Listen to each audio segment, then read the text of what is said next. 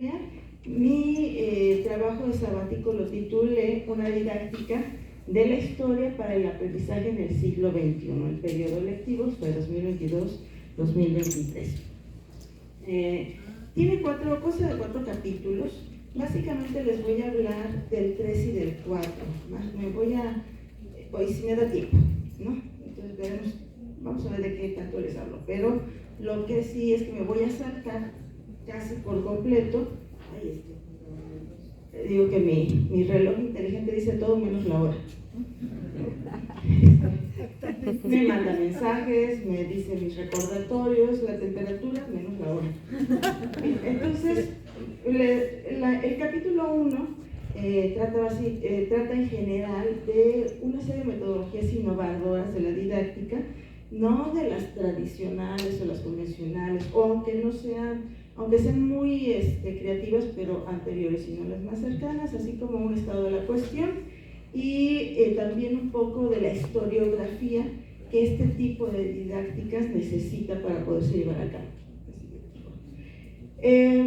El final de este capítulo lo que concluye es el hecho de que para cambiar, digamos, nuestros paradigmas convencionales de la enseñanza de la historia y pasar a una forma de aprender historia distinta, pues necesitamos cambiar las clases expositivas por una variedad de experiencias de aprendizaje diseñadas, y esta es una propuesta específica de este trabajo, por fuentes patrimoniales, distintos recursos educativos, así como una multiplicidad de soportes para estos recursos educativos, tanto analógicos como digitales. La que sí. De cualquier forma, les envío al grupo la presentación PowerPoint al terminar.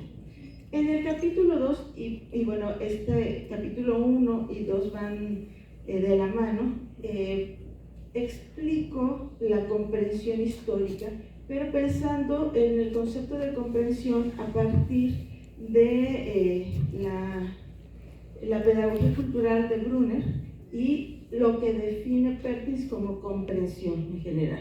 Entonces yo lo bajo hacia la comprensión histórica. Ahorita les pongo más un ejemplo. Y cómo a través del aprendizaje visual se puede lograr esa comprensión histórica.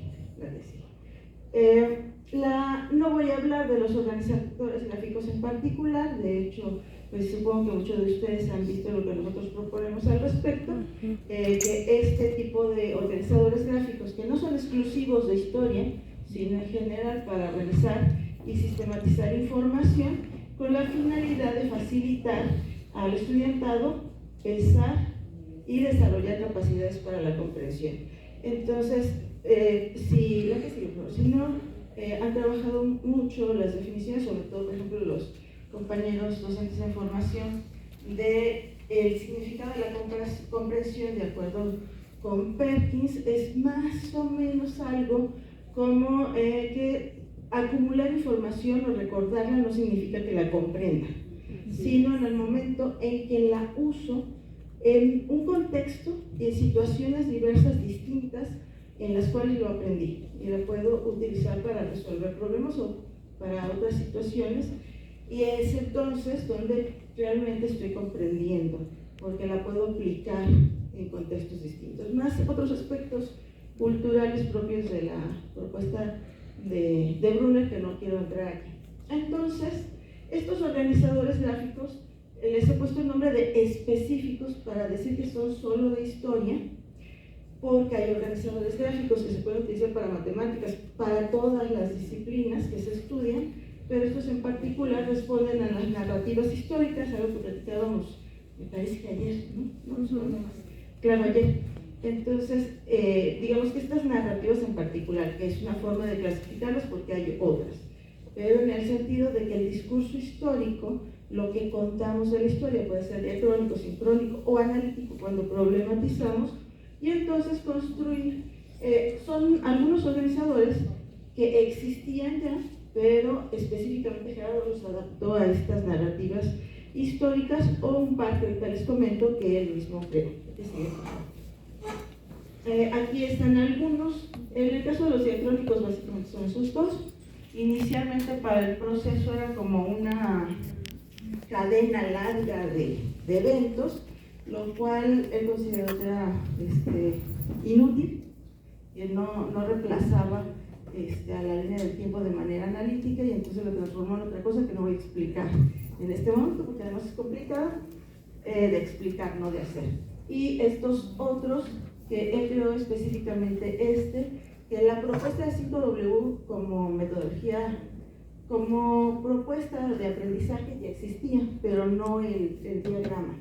Y de la situación problema, que igual la situación problema, como ustedes saben, como ya nos comentaba el maestro, el doctor Alejandro Báez, la situación problema es del doctor Galoncheville, pero este es el esquema específico que también llegó a llamar él como balanza. La que sigue, por favor. Entonces la idea es que a partir de los organizadores gráficos utilizados didácticamente para las clases en el aula, podemos reemplazar, por decirlo así, pero no solo es eso, el dictado en una clase para mostrar de manera organizada y metodológica, porque mejor si regresaré, pero no a la anterior, sino a la anterior de la anterior, por favor. Ahí es. Presentar la información metodológicamente, es decir, a partir de una narrativa específica. Y nuestros alumnos, teniendo los organizadores gráficos específicos de historia, aunque no sepan, claro que la intención es que sepan cómo, pero aunque no lo supieran, ellos están viendo la información organizada de esta manera. Eso llevaría, no lo voy a explicar aquí, a cómo conseguir la comprensión histórica, que también podría llamarlo pensamiento histórico, pero no me gusta tanto el concepto por la manera en que se ha manoseado, no porque esté mal, para nada, sino que de pronto le empiezan a llamar pensamiento histórico a lo que sea. Y decimos, hay que desarrollar el pensamiento histórico de nuestros estudiantes, y ya no sabemos qué queremos decir, ya no estamos definiendo nada. Como cuando dice, ¿qué es la cultura? Todo lo que el hombre crea. Y entonces, ¿todo? ¿Qué es cultura? Solo por eso. Y entonces prefiero llamar esto comprensión histórica. Entonces, perdón. El capítulo 3, que es el que me quiero concentrar un poquito más, ahí vamos viendo. Lo llamé así, características de las secuencias didácticas empáticas, para presentar aspectos tanto específicos didácticos de cómo hacer la construcción de estas secuencias didácticas, como también el análisis del diagnóstico para adaptar la secuencia didáctica, para hacer la transposición didáctica específica a un grupo concreto de estudiantes, y la evaluación auténtica para ese mismo grupo de estudiantes. Ahora sí, la que sigue. En este capítulo, a mí me parece muy importante decir que esta comprensión histórica no solo es cognitiva, sino es empática. Y recupero, cuando menos aquí en la presentación, en el texto recupero más autores, la postura de Goleman. Daniel Goleman, seguramente saben que ha trabajado lo que llama la inteligencia emocional, cuando menos es el de los bestsellers de inteligencia emocional, y él dice que la empatía, no la empatía histórica, la empatía que todos los seres humanos sentimos, y también está fundamentada en las neurociencias, y respecto a eso tiene que ver con las neuronas espejo, y si no saben qué es, no importa en este momento. Pero el asunto es que la empatía es percibir lo que piensan y sienten los demás sin que nos lo digan con palabras. Sí nos lo dicen, pero no nos lo dicen con palabras. Y entonces él define que hay tres. La cognitiva, que es cuando entendemos la perspectiva del otro, cómo piensa, y a lo mejor no estamos de acuerdo con lo que piensa, pero entendemos su perspectiva, su mirada, cómo ve las cosas. La emocional, que es cuando entendemos sus emociones, pero también las propias. No puedo entender las emociones de otros si no entiendo las mías, porque entonces se vuelve medio confuso. Y a partir de estas dos, puedo tener compasión, que llama la preocupación empática. Es decir, a partir de que entiendo su perspectiva y de que entiendo mis emociones, que me hacen comprender sus emociones, dependiendo de lo que esté sucediendo, podría sentir la necesidad de apoyar, ayudar, darle un abrazo, una palabra de afecto, o ofrecerle recursos para que piense más respecto a esta perspectiva que tiene, porque no tiene que ser solo emocional, pero el asunto es que no es solo cognitivo, es emocional y cognitiva. De tal forma que este párrafo que está acá es mi definición de la comprensión histórica, pero empática. Es decir, no le estoy llamando empatía histórica para no generar más confusión, como lo que les decía del pensamiento histórico, pero finalmente es eso, ¿no? Empatía histórica. Digamos que, si no se ven las 300 páginas de mi trabajo, esta es la conclusión de él. Se los voy a explicar más o menos y espero poderles mostrar ejemplos. Entonces, ¿qué es la comprensión empática de la historia? Consiste en la interacción cognitiva, sensible, afectiva y valoral, sensible en el sentido de sentidos, de que toco, pruebo, bueno, afectiva y a partir de mis valores con las fuentes históricas patrimoniales. Más adelante les explico por qué, no con todas en general, sino con las que valoramos como muy propias, como hoy aquí estando, no, y estos días estando aquí en Chihuahua, hay fuentes patrimoniales y que son muy específicas, y esas son emotivas, no solo son patrimonio por ser históricas, sino porque generan cierto tipo de reacciones, emociones, valores en las personas. Entonces, estas, a través de los sentidos, de las emociones, obviamente del pensamiento y de la imaginación, entablamos esta interacción, lo que supone un encuentro entre diversas culturas. Y si no piensan en lo que hemos hecho estos días, cuando de pronto un concepto de algo, le preguntamos a algunos de nuestros compañeros, ¿y eso qué es? Y entonces nos empiezan a describir, y sí entendemos qué es, o incluso conocemos eso, pero tiene otro nombre de donde nosotros venimos. Es una interacción entre culturas diversas, que si se hace el trabajo apropiado, implicaría la interculturalidad crítica, que requiere, y ahí es donde está el análisis, descubrir los valores implícitos, los que no decimos, los que a veces ni entendemos, que en esta interacción, no entendemos de forma consciente, que en esta interacción, uy, se me resecó, ahorita, podrían pasar en el agua. Perdón. ¿También? Aquí trae su coca. Ay, cuidado. Ahí se abre todo. Ay, ya sé por qué me secó la garganta del vicio.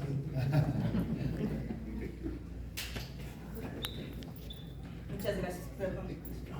A mitad aquí de lo importante me da la tos. Ok.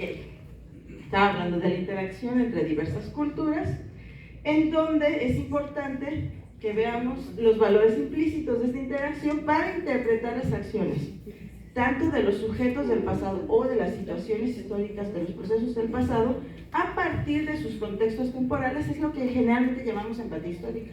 Comprender lo que sucedió o las acciones que realizaron las personas en otra época a partir de sus contextos temporales y espaciales, pero quiero ir más allá de eso, que no sea solo una comprensión cognitiva, sino que también sea una comprensión emocional. Y comprender nuestras propias reacciones ante el cambio. Si se ponen a pensar cómo reaccionamos ante el cambio, la historia es la narrativa del cambio y cómo otros y otras reaccionaron a esos momentos de cambio, a la crisis que nos explicaron ayer, que no es otra cosa más que momentos extraordinarios o muy relevantes de cambio. Entonces, ¿cómo reaccionamos al cambio? Desarrollando, y esto es progresivamente, no de un día para otro, una cultura histórica. Igual quiero ir más allá de decir conciencia histórica, porque me parece que con el tiempo parece lo mismo que pensamiento histórico. No digo que lo que se quiere desarrollar con conciencia histórica esté mal, solo que de pronto no sabemos de qué estamos hablando. Y para mí la cultura histórica incluiría el pensamiento histórico y la conciencia histórica. Una cultura histórica comprensiva y compasiva, es decir, empática, que incluya todo esto. Y si bien la comprensión, la preocupación empática por las personas del pasado no va a implicar que las queramos ayudar, pero si no, miren cómo se habla aquí y en Parral de mi general Villa, que incluso para mí es una figura muy relevante de admiración, pero no siendo de esta entidad, nunca he dicho mi general Villa, y aquí está bien. Y además eso me hace sentir también orgullo a mí, aunque yo no sea de aquí, ¿no?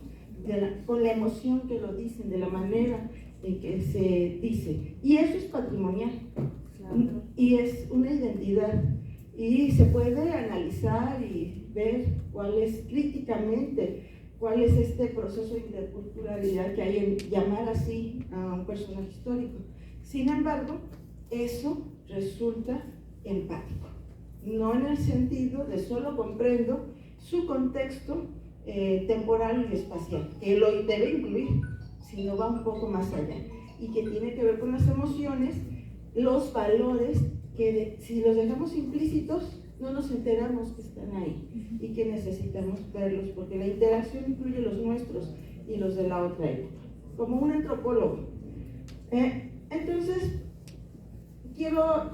les digo, este párrafo resume todo, pero en realidad, ¿cómo hacemos eso?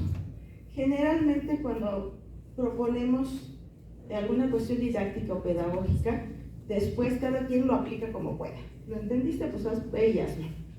Pero la intención como formadores de docentes es, y luego cómo hago eso. De tal forma que les voy a presentar un ejemplo para la construcción de una secuencia didáctica empática, que ustedes saben tiene un inicio, desarrollo y cierres, y si me da tiempo, lo del diagnóstico, que es fundamental para construir la secuencia empática en función del grupo, si no, no sería empática. Pero me lo voy a saltar por cuestión de tiempo y vemos si al final me da tiempo, me regreso.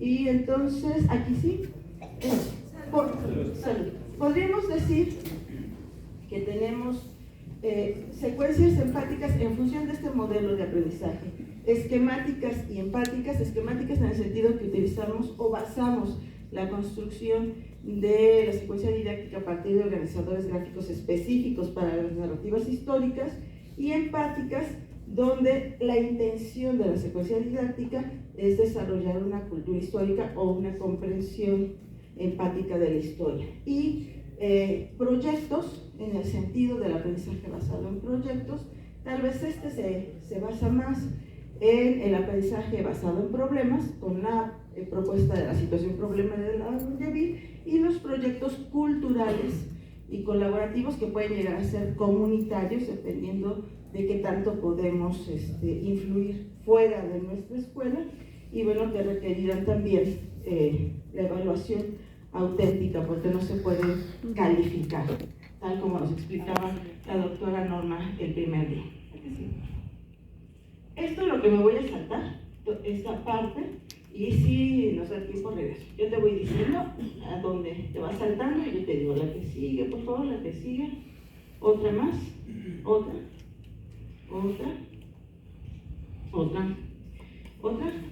y yo creo que ahí, gracias.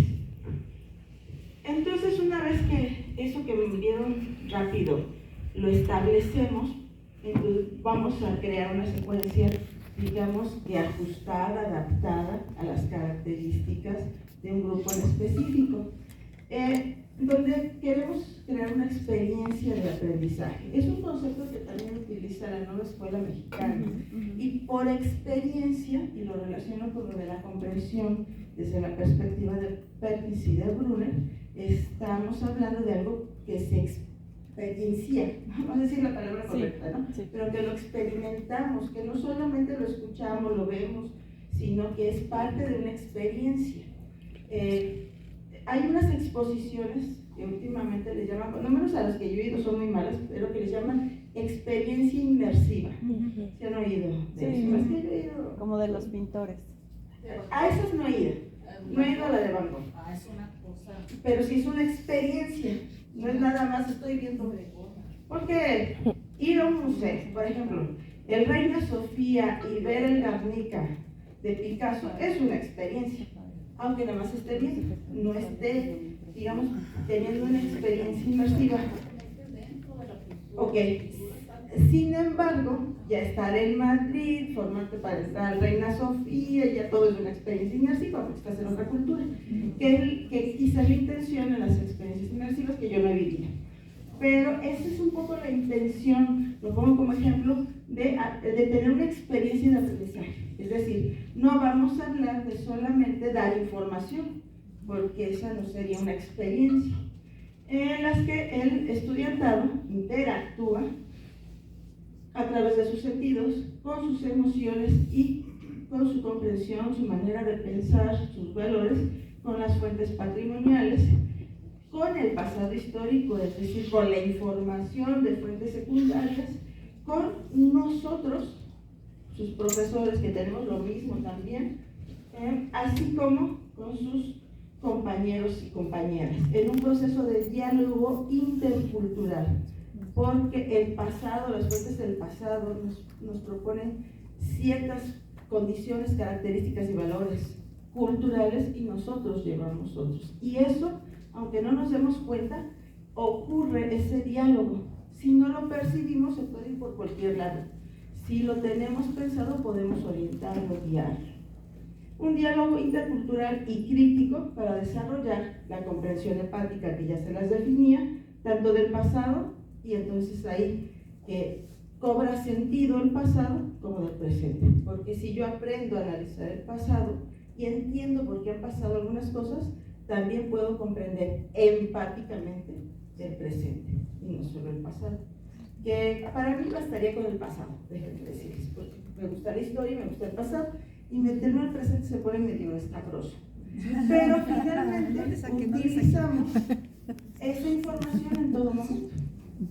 Porque si la comprendimos, no es solo acumulación de información en nuestra cabeza, es un conocimiento que podemos aplicar. Entonces, ¿y dónde lo vamos a aplicar? En el pasado, pues no, porque yo vivo acá, en el presente. Pero siempre el presente es el que se pone escabroso. Y ya tomó las decisiones que tomó y pasó lo que pasó, ya no lo podemos cambiar. Pero nosotros, pues no, todavía no sabemos qué nos va a pasar, qué decisiones vamos a tomar, y si estamos en determinadas situaciones, cómo nos vamos a mover, si vamos a poder enfrentar eso o no, porque ni siquiera sabemos cómo vamos a enfrentar, ¿no? Entonces es distinto, y para eso nos serviría para el presente. La que sigue, por favor. Aquí defino para las secuencias didácticas específicamente no las aperturas en general, sino para realizar una secuencia empática, una apertura empática, el desarrollo como ser empático y el cierre también. Los anoté y cuando les comparta la presentación PowerPoint lo pueden leer, pero mejor, creo que me va a alcanzar el tiempo, les presento un ejemplo. Entonces la que sigue y la que sigue. Que sería el cierre y la que sigue entonces. Ahora sí, el otro PowerPoint. Les muestro un ejemplo con una secuencia didáctica. Igual esta es la carátula, la que sigue, por favor. La que sigue.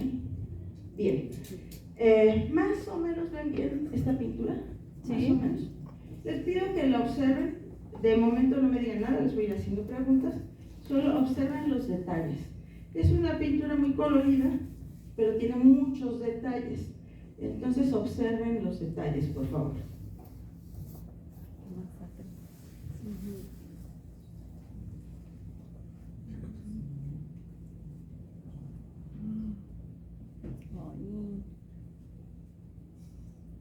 El pasado también es escabroso. Muy escabroso, pero por supuesto que sí.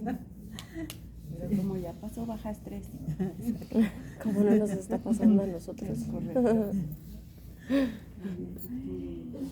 Supongo que más o menos ya vieron algunas escenas.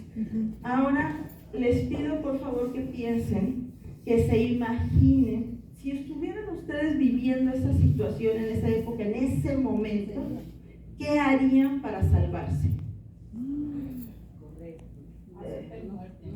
No hay mucho para Correr, la maestra dice que correr. Ahorita me dice como para dónde piensen, ¿no? Hacerte el muerto. ¿Otras opciones? como las zarigüeyas. No sé qué hacen las zarigüeyas. Se hacen muertas. Hacerte el muerto, ok. Otra que no sea ni correr ni hacerte el muerto. ¿Esconderte dónde? ahorita es por allá. Es decir, atrás. Acuérdense que ustedes pueden ubicar perfectamente la época, quizá algunos de ustedes ya saben a qué proceso histórico hace referencia esta pintura, pero estamos hablando de ciudades amuralladas. No es una ciudad amurallada que su única entrada y salida es por esta puerta. Así que si se quiere esconder atrás, se puede esconder. Pero, bueno, veremos qué pasa. ¿Correr hacia dónde? Pues correr hacia donde no esté el relajo. Pero todo lo que tenemos es esa escena donde no hay relajo. Correr, esconderse, ¿no? Sí, correr. Esconderse. ¿Cómo, maestro? ¿En la qué? La Perdón. barra donde ya están los dos colgados. Acá como en el cerro, esta es parte de la muralla, ¿no? En el cerro. Si se dan cuenta que hay unos corriendo y hay otros persiguiéndolos. Otra opción. Decían acá, ahorita pelear. Guerrear. ¿Ven alguno? Pongamos atención bien. ¿Ven alguno peleando, defendiéndose? Sí, no. Sí. Está ahí con el amarillo. Bueno, Sí. sí. Este es de los pocos que están armados, porque si se dan cuenta la mayoría de los que están siendo asesinados no están armados y muchos son mujeres y niños, incluso niños de brazos, bebés. Sí. Este es un bebé. Ay, A mí también.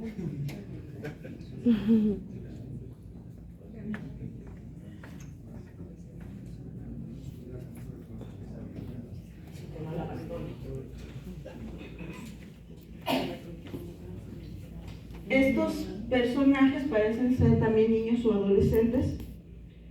Tomaron a este bebé, no se ve aquí muy bien, está borroso, pero lo tomaron, lo tienen amarrado del cuello y lo van arrastrando, es un bebé. Acá, a ver, acá, sí es aquí, sí. Tampoco se ve muy bien esta. Luego les mando la pintura directamente al museo para que le puedan hacer zoom. Aquí es una mujer, le abrieron el vientre, tenía un bebé. Entonces no es esta. ¿Dónde está la señora con el bebé? No, a la derecha. Arriba. Ahí frente a ti, frente a ti. Abajo, abajo. Sí. Estaba embarazada, le abrieron el vientre, sacaron el bebé y también mataron al bebé. Ay, no. Aquí, en esta, a ver, perdón, con razón me faltan pedazos de la escena. La que sigue, por favor. La que sigue, aquí está. Esta persona intenta huir. Esta persona intenta huir. Esta era la que les decía, que va huyendo y lo van correteando. Pero incluso por aquí está un colgado. Este es un personaje muy importante, ahorita lo vemos. Estaba dentro de este edificio y lo avientan. De hecho, este personaje es el mismo, digamos que aquí está en un único tiempo, pero son tiempos diferentes. Lo atrapan, lo avientan y le hacen lo que más o menos ahorita se dan una idea que le están haciendo aquí. Bien, parece ser poco probable que huir, pelear y que otra cosa, esconderse, fuesen opciones para sobrevivir. Pero quien pintó esta escena la vivió. El artista, el pintor estuvo ahí y sobrevivió, por eso la pintó. ¿Cómo sobrevivieron con la otra opción que me dijeron? Hacerse el muerto. Muchos se desnudaron a sí mismos porque si se dan cuenta, la mayoría de los cadáveres están desnudos, porque era una forma de humillarlos aparte, ¿no? Los asesinaban. Ahorita vamos a ir pensando por qué pasó algo así, pero los asesinaban, arrastraban, mutilaban, etcétera, los desnudaban para humillarlos más y luego los amontonaban. Entonces, por ejemplo, el pintor que sí sobrevivió, se desnudó, se metió entre los cadáveres, sacaban los cadáveres en carretas y sobrevivió. Entonces, la forma de sobrevivir, algunos me han dicho que aventarse al río, pero pues aventarse al río, que no es cualquier río, y aquí se ve chiquito, pero es un río muy conocido por lo de las Olimpiadas, no es una muy buena opción. Entonces, es una situación complicada. Al parecer, pues huir, esconderse, ¿y cuál es el otro? Pelear. porque la mayoría no están armados o son niños, bebés, ¿cómo va a pelear el bebé? No era buena opción, pero sí se salvaron haciéndose el muerto como la zarigüeya. No sabía, pero depende de la opción, es buena opción. Ahora, coméntenme, vi algunas caras, pero coméntenme qué sintieron al ir analizando esta escena. No qué pensaron, qué sintieron. No, me dio mucho horror. Horror. Conforme vi viendo a detalle, fui avanzando en los detalles, me generaba más. Más horror. Más horror. Claro. Impotencia. Impotencia, por supuesto. Los más aguerridos, como la maestra Marielos, por supuesto, coraje. Porque algunos solo sentimos el horror, pero no, a lo mejor después con el análisis llegamos al coraje, pero no tan de inmediato. Pero obviamente por la impotencia se siente esa desesperación, ese coraje. ¿Otras emociones diferentes? Tristeza. A mí me da tristeza tanto los muertos como los vivos que están haciendo eso. Los niños vivos que están arrastrando un bebé. No me da coraje ver a unos niños haciendo eso, me da tristeza, pero una tristeza como, tal vez no es tristeza mi emoción. No es miedo, es como pena. Pena de cómo, o sea, ¿qué están pensando? ¿Qué cultura les enseñaron a estos chicos para hacer algo así? ¿No? Porque no son adultos, los adultos toman ya decisiones en función de toda su cultura, su contexto, pero estos son adolescentes o niños, no se sabe muy bien. Indignación. Indignación, por supuesto. La indignación, a diferencia del coraje, me parece que es una emoción más, no tanto reactiva, sino un poco más a la distancia, con el análisis, y entonces sí con nuestros propios valores, aunque esto sigue pasando, Claro. aunque sigue pasando en nuestros tiempos. Por supuesto, miedo. En el momento que les digo que harían para salvarse, o sea, si no tienes el suficiente miedo, probablemente no te salves. Miedo para salvarte. Si tienes demasiado, pues tampoco, porque te paraliza o te hace hacer cosas que no te salvan. Pero si necesitas tener miedo para que tengas reacciones, adrenalina y todo eso que generamos con el estrés y no nos sirve para nada, al contrario, nos anda matando, pero que en una situación de verdadera emergencia de vida o muerte, sí nos sirve para salvarnos. Otra emoción, más o menos las mismas. Asco. ¿Cómo en qué particular? ¿A qué escenas? ¿O a todo? Todo hace que las personas lleguen, independientemente sea lo que sea, a realizar algo de ¿A qué pasa eso? Un poco el asco es como la reacción y luego la indignación. Me da asco que pase esto y me indigna que eso pase. ¿Otras? ¿Cómo? Dolor. No, que es el sentimiento de empatía. Me duele que esto pase. Era lo que les decía yo con los niños, me duele que los vivos hagan eso. ¿Otra, chicos? Curiosidad. En el momento, por ejemplo, ¿qué le están haciendo a este? Ya le cortaron ya está muerto. Desde aquí está muerto. Lo aventaron, le cortaron la cabeza. ¿Y este qué le está haciendo? Está desnudado. Lo está desnudando, pero está haciendo un poco más que desnudarlo. Vean a qué altura está desnudándolo. Es un poco más abajo de las tripas. Un poquito más abajo. Le cortan los genitales. Ya está muerto.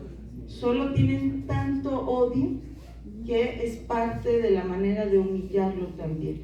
Ese en particular era el líder de los que están siendo acribillados, asesinados de ese grupo. Esta parte es la apertura. No me interesa que ustedes sepan de qué temática estamos hablando, de qué época histórica estamos hablando, cuál es el contexto histórico concreto. Ustedes por sus conocimientos, por sus habilidades, estoy segura que ya saben incluso de qué época estamos hablando y tal vez de qué proceso específico estamos hablando. Como les mencioné, el río, que es el Sena, pues a lo mejor incluso se imaginan qué situación. Esta mujer que está aquí es Catalina de Medici. Por eso independientemente de que los hechos hayan ocurrido así o no, le ponen los cadáveres a sus pies, digamos, el montón, la pila de cadáveres a sus pies, porque es quien fraguó, la autora intelectual de esto. Ahorita vemos en el desarrollo de que estamos hablando, pero esta es la apertura y es empática. No quiero que mis estudiantes me digan de qué trata, qué época es, cómo están vestidos, sino quiero que sientan, que imaginen, que se identifiquen o no, que rechacen, que odien, que se indignen, que tengan miedo, lo que ustedes me dijeron. Es generar una reacción empática hacia esto. Puede haber otras metodologías que no sean solo ver una imagen muy, una pintura muy significativa. Esta es muy especial porque el pintor vivió el proceso. Sin embargo, hay otras, les voy a mostrar si me da tiempo, que a lo mejor no, otras. La que sigue, por favor. Entonces esta sería la apertura empática. ¿Qué hago enseguida para empezar el desarrollo? Aquí pongo un diagrama espina de pescado, Ishikawa, y presento la pregunta. No les presenté la primera, a ver si me haces favor, me regresas tantito a la anterior. Aquí está el proceso de desarrollo-aprendizaje en el que se fundamenta esta secuencia didáctica empática. De aquí saco la pregunta que estoy anotando en el diagrama para hacer el análisis de las fuentes patrimoniales que vamos a ver después. Ahora, ayúdenme otra vez. Por eso esta pregunta, ¿por qué surgieron los estados nacionales al transformarse el sistema feudal con el humanismo? La que sigue, por favor. Ya empezamos con el desarrollo, ya no es la apertura, las preguntas o el análisis, el intercambio, el diálogo con la fuente cambia. Ahora, aquí le voy a preguntar a las fuentes que me dé información de la época, que me dé información del proceso. Obviamente la curaduría didáctica, es decir, la selección de las fuentes, su organización, es lo más difícil. No tanto ya el llevarlo a la práctica con los estudiantes, que también es difícil, sobre todo si son secundaria. Pero la curaduría, que incluye lo que no les expliqué, todo lo del diagnóstico, matrices de aprendizaje, nivel de dominio, etcétera, es parte de la curaduría. Es decir, para ustedes elijo esta fuente, tal vez para ciertos adolescentes no, en fin, dependería. Aquí, ¿qué están viendo ustedes que pasa? Una mina. Una mina. ¿Por qué, maestro? Pues, en cuestión de la parte superior, ahí se ve un hueco que están como sacando tierra. Ok. Tienen una pala, un pico. ¿Alguien más pensaría que están haciendo otra cosa distinta que escarbar para una mina? ¿Van a crucificar a alguien? Entierros, sepelios. Porque traen como cruces. Es un ataúd. Esto de aquí les parece cajón de muerto, ataúd. Y estos No son maderas. Parecen troncos, maderas. Un tronco. Acuérdense que si más o menos ubicaron la época de la pintura anterior, estamos hablando de una época en que la perspectiva en la pintura no era tan importante como para nosotros hoy o para el Renacimiento en adelante. Recuerden la pregunta del esquema, cómo el sistema feudal no sé qué, no sé cuándo, por el humanismo. Entonces la perspectiva en la pintura no era exactamente lo que se buscaba, aunque ya había perspectiva en las pinturas. Efectivamente son entierros, aunque esos cajones de allá parezcan troncos, son cajones.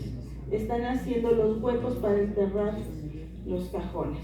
¿En qué situación histórica se necesitaría enterrar tanta gente como parece ser en una pandemia? Por la ropa que traen estos personajes, sería una pandemia ¿en dónde? en Europa medieval. En Europa, en una época medieval. Entonces, ¿de qué pandemia?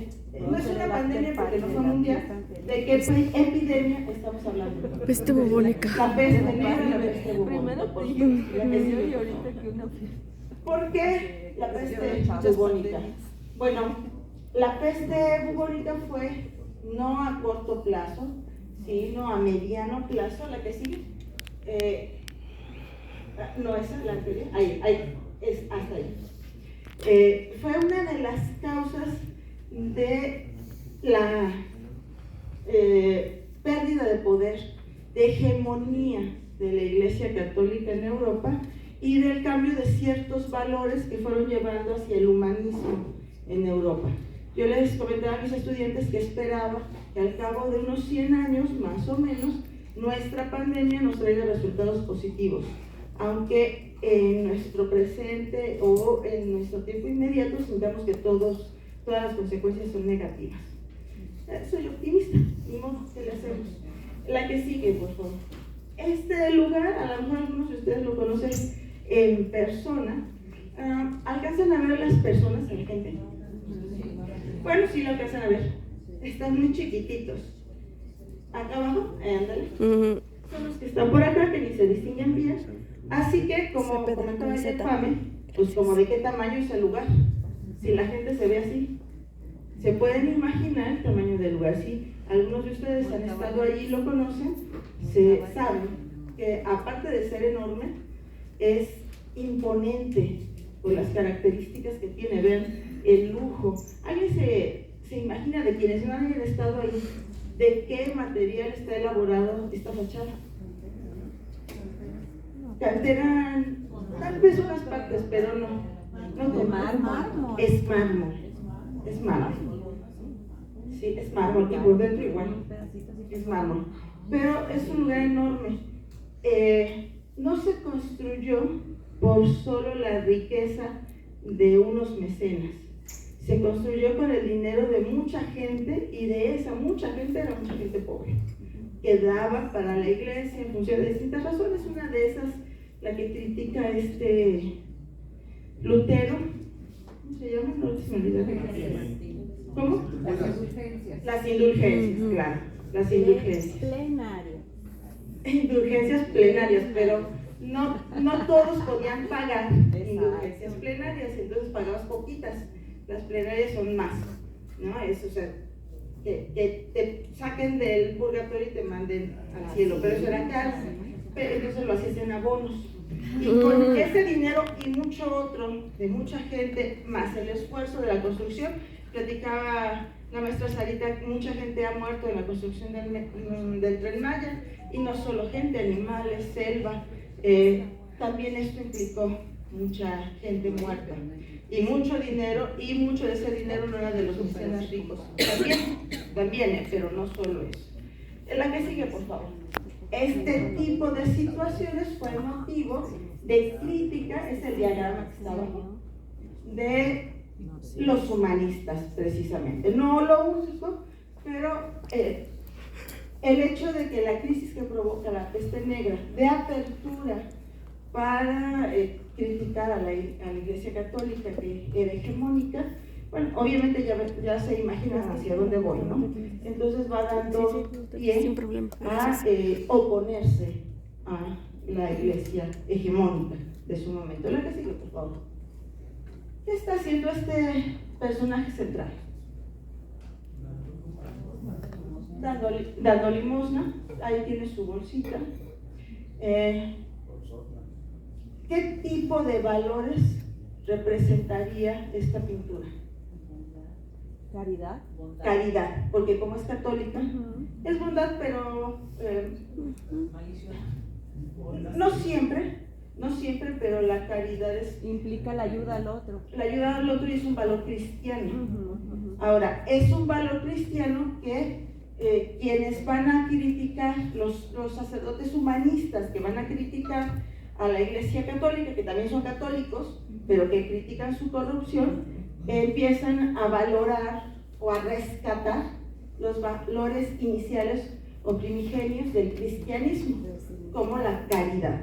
En lugar de quitarle a los pobres para construir eso enorme que veíamos, que por cierto, qué bonito es, ¿no? Es espectacular, pero en lugar de hacer eso, pensar en la caridad, en los valores que el cristianismo, no ningún cristianismo apartado, ahorita sigue siendo hegemónico, señalaba como valores cristianos. La que sigue, por favor.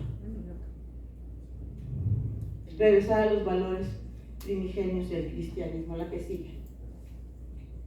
Esta pintura no es una fuente primaria, ¿se dan cuenta? No hay pinturas donde representa esta escena.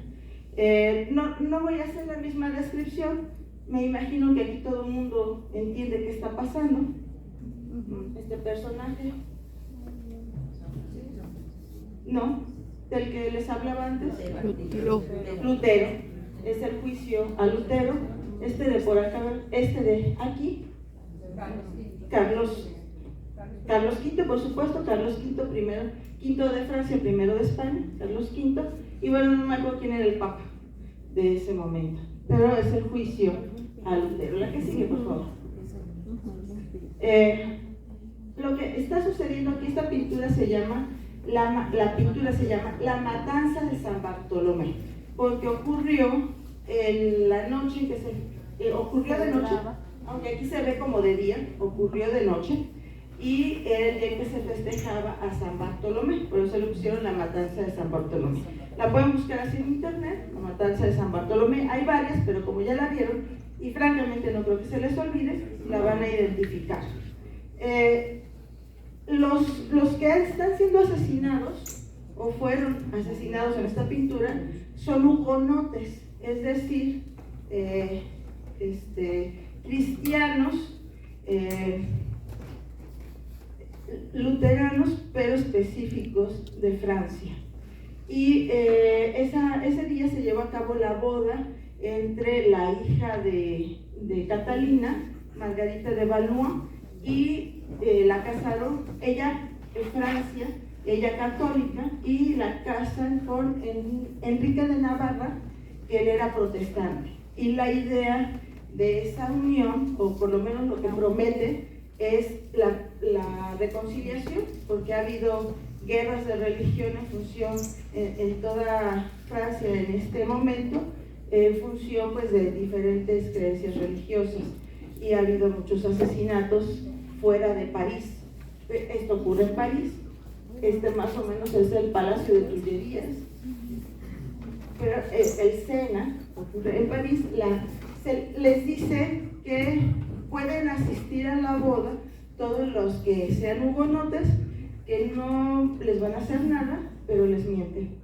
No, al entrar a la ciudad, que es una ciudad amurallada, les quitan las armas.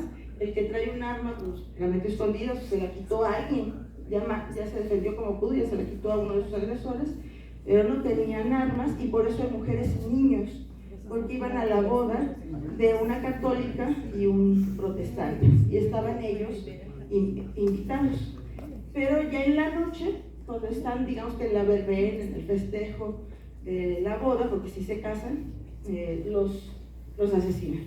Él era como el líder, no me acuerdo el nombre, no sé si lo noté acá adelante, él era el líder del grupo, que asistía porque el que sería el futuro rey, en este momento ella es la reina madre, porque gobierna su hijo mayor, que se muere, y después gobierna Margarita de Valois, y si se pacifican y se hacen pactos, que fueron de los primeros para respetar, ¿cómo le llamamos nosotros? La libertad de cultos, digamos una libertad de culto limitada, pero sí lo hacen después de esta matanza. Pero ocurre como una idea para acabar con los hugonotes de Catalina de Medici. Por eso también no es lo único que hizo que le ha dado mala fama, pero esto en particular es muy grave. Y esta pintura es excepcional porque quien la pinta sobrevivió y le da ese matiz de las emociones.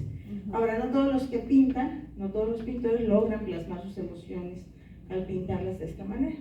La que sigue, por favor. Bueno, entonces la reforma protestante, las guerras de religión. Déjenme ver qué tan rápido me voy. La que sigue. Esta va a ser la parte en que los monarcas apoyan a las iglesias nacionales, locales, no, digamos, a las iglesias resultado del protestantismo, del cisma, no porque realmente crean en ellas, sino porque políticamente les conviene y va a dar pie al absolutismo. Cuando menos el anterior, señor, ¿cómo se llama? No sé si es el absolutismo, no el absolutismo ilustrado. Este es Enrique VIII. Esto está en una iglesia en Bretaña. Ya no les voy a ir haciendo preguntas, pero todas las fuentes implican que ustedes las analicen primero, como habíamos hecho hasta ahorita. La que sigue, por favor. Entonces, nuevas iglesias nacionales, vamos llenando el esquema, la que sigue. Ahí está otra vez Enrique VIII. No sé si reconocen este personaje. Ah, pues de veras, si la veo pelirroja, ¿será su hija? Es Elizabeth I, Ajá. su hija. Esta es María. su primera hija, María. María Sanguinaria. Lodi Mary, su Lodi primera hija Mary, casada con ¿cómo se llama? El español. Felipe, ¿es Felipe por el que se casó? No. Felipe II. Sí, ¿no? Bueno, no importa, pero es un español. De los que también van a ser absolutistas, pero como ella se muere, pues ya. Y la que gobierna va a ser Elizabeth. Un poco aquí, esta pintura la manda a hacer Elizabeth. No estaba ya vivo Enrique VIII, pero lo que quiere, por eso está en primer plano, en realidad, aunque no está en el centro, Sí, claro. pero está en primer plano. Lo que quiere resaltar, este es su hermanito que muere, no me acuerdo de cuál de sus esposas, pero que muere el niño. El único hijo Jane que tuvo. Seymour. Ni puedo pronunciar el nombre. ¿Es Jane? James, Fue la tercera esposa. Tercera esposa. Que fue el único hijo varón que tuvo, pero murió como de 8 o 10 años. Entonces ella también nos manda a pintar, digamos que es simbólica, porque ella lleva de la mano, no era lesbiana, lleva de la mano a la libertad. Ah, yo pensé que a la otra. No, digamos, esta no es una mujer en particular, es simbólica. La que sigue. Pero lo que quiere demostrar es el absolutismo, el poder de la hegemonía de esa monarquía, el gobierno centralizado, la que sigue. Le voy a dedicar unos minutitos a esta pintura, porque también es muy interesante, y con esta voy a cerrar. Es muy interesante esta pintura. Hagan el favor de otra vez observarla y decidan quién o quiénes son los personajes centrales de la pintura. Acuérdense, esto está en el desarrollo, ya no es apertura, es desarrollo. Ahora sí quiero saber el contexto, no tanto sus emociones, aunque la pintura pueda generar emociones diversas. Pero ahora sí quiero saber contexto histórico, temporalidad, pero yo les voy preguntando. ¿Personajes principales? Los del centro, ¿no? ¿Estos?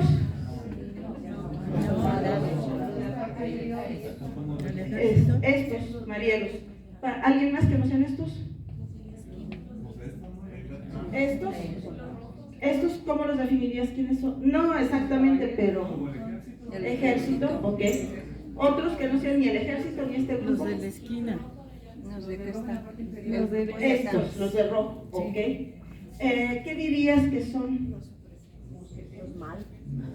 Mosqueteros, los definirían como un ejército de élite. O una resistencia. Resistencia, ok. ¿Y estos? Este es hombre. Es hombre. De hecho, en jerarquía sí es el principal, pero no en la escena. ¿Qué está pasando, según creen ustedes? Yo veo mujeres en el centro, las están llevando al Sí. centro, las quieren quemar. Aquí hay mujeres. Las quieren quemar, no sabemos, Ajá, no lo sé, pero hay mujeres en el centro. Ajá. Esta, vean su posición, Ajá. no es como de que está bailando. No. Esta, vean dónde tiene Sí, ya la aventaron. las manos. Ajá. Esta de acá, esta también. Hay mujeres en el centro. Sí. Otras personas en la escena alrededor, ¿qué les pasa? Los que están en las puertas de sus casas. Están implorando, bueno, supondría yo que están. Vean ellos este están con el sacando, trompo. ajá, sí, ¿No? Están forzando la entrada aquí. Y acá también, aquí ya abrieron Ajá. y están sacando Los personas. están amenazando. Están amenazando. Y hay un grupo del ejército. Entonces, ¿qué está pasando? ¿Está buscando a alguien, no?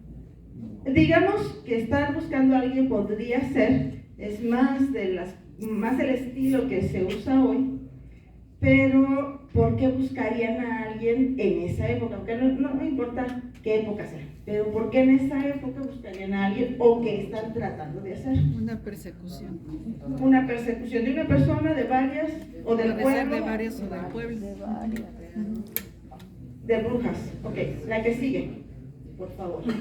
Porque estamos hablando del proceso. Observen aquí, es un zoom, un acercamiento a las mujeres. Aquí están unos soldados como apuñalando con estas lanzas a unos guajolotes. La mujer con este paquete llorando, esta también llora, esta grita en esa expresión de dolor, esta abraza este cántaro y llora. ¿Qué podría estar pasando para que se pongan así tan sufrientes? ¿Les están quitando sus recursos al pueblo? Están entrando a las casas, están jalando cosas. De hecho, este perro lo llevan los que están atacando, no los que están viviendo ahí. La que sigue, por favor. Aquí hago el acercamiento a los guajolotes porque están matando guajolotes y un puerco. La que sigue. La que sigue. Esta es la pintura original de, regrésame por favor, nada más la anterior, de Bruegel el Viejo, que es de 1565-67. La pintura original, la que estamos analizando, fue retocada y después, años después, su hijo pintó otra con la versión original, ahora sí con él. Y vuelvan a observar. Aparentemente es la misma pintura, no la pintó él mismo, esta la pinta años después su hijo, pero observen lo que realmente está pasando, porque la otra está maquillada, es una fake news. Vuelvan a observar a quién están matando y por qué las mujeres están así. A los niños. Son bebés. Son bebés. Desgraciados. Ajá. Creo que puse el título de la pintura en la anterior. La masacre de los inocentes. La masacre, tal vez en la traducción, es la matanza de los inocentes, que es un pasaje bíblico. Es decir, esto de cierta forma no es histórico porque es un pasaje bíblico, ponme la que sigue. Pero los personajes que aparecen ahí, que en la otra estaba así como borroso, la vestimenta de los soldados son ay, se me olvidó cómo llamaba a estos soldados en España, particularmente este hombre que aquí se ve bien, cuando España invadió la parte de Flandes, la parte, ¿cómo? ¿Perdón? Francia. No, de Francia, sino de los Países Bajos, y que se apropió y saqueaban las comunidades, se quedaban con sus recursos. Si bien la escena es un pasaje bíblico, el pintor de manera velada está criticando lo que está sucediendo en ese momento, porque no pone a los personajes vestidos como esperaríamos que estuvieran vestidos los personajes de la Biblia. Pero en la matanza de los inocentes, aún así, le pareció a la gente de la época terrible que estuvieran matando a los bebés. La que sigue, a ver si es otro. Aquí sí se ve qué es lo que están buscando. A los niños, ¿no? Los están sacando. La que está sentada aquí llorando, no tiene un bulto. La impresión que nos causa es distinta.